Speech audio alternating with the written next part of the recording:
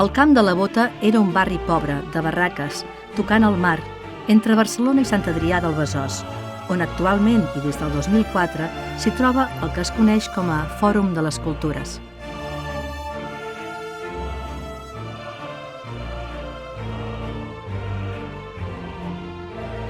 Situat prop d'una caserna militar, al Camp de la Bota hi havia un espai conegut com a parapet, un mur de formigó on entre 1939 i 1952 hi van ser executades 1.706 persones, víctimes de la repressió franquista.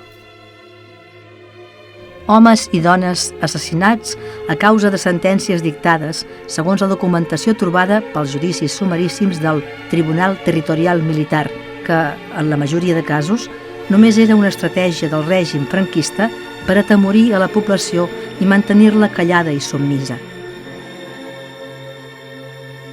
Como contestación a su escrito de fecha 2 de los Corrientes sobre emisión de informes del vecino de esta, Justo Parés Salvans, participo a vuestra señoría que dicho individuo pertenecía a la FAI y CNT, de las patrullas de control y amigo de los dirigentes marxistas de esta localidad.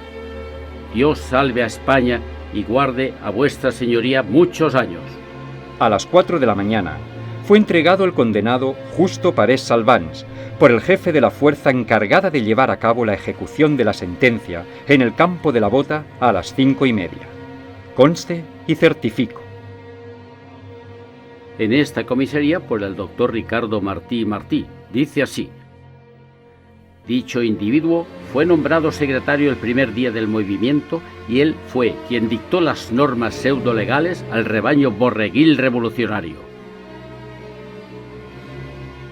El 2019, el mateix Francesc Abad proposa a l'Ajuntament de Barcelona l'obra Parapet de les executades i executats, 1939-1952, en referència al parapet desaparegut del Camp de la Bota.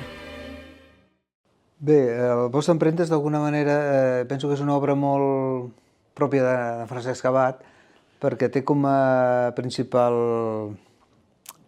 podríem dir, pretès o el recurs principal que ell utilitza és justament el pensament de Walter Benjamin, un autor amb el qual ell sempre ha treballat, no? Ha sigut una font d'inspiració per ell.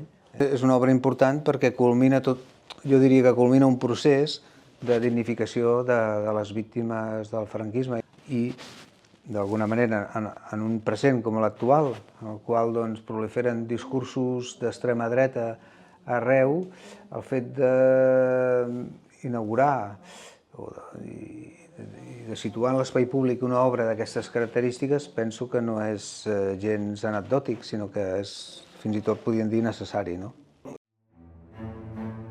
Bosc d'Empremtes, amb un llenguatge conceptual i simbòlic, ens recorda les persones executades per la dictadura franquista com una unitat i al mateix temps en destaca la individualitat de cada una d'elles.